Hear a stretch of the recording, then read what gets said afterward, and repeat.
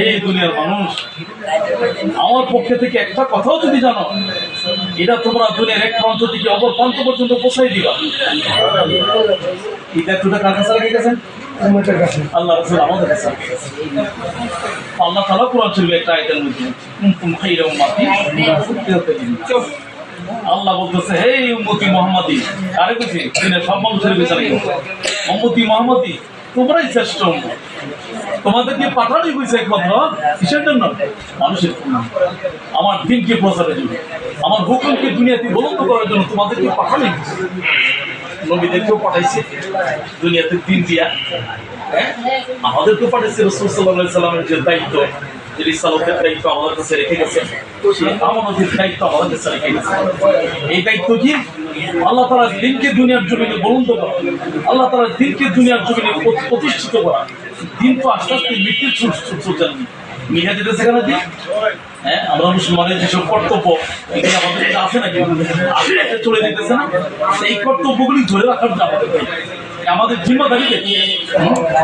এই জন্য কি করতে হবে?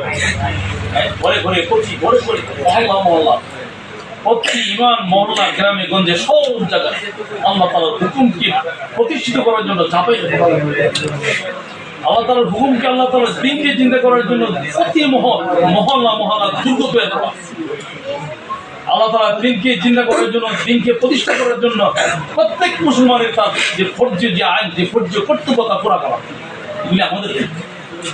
এর মধ্যে সবচেয়ে বড় আমি একটা দিক যেটা হলো ইনসাফের পাল্লা।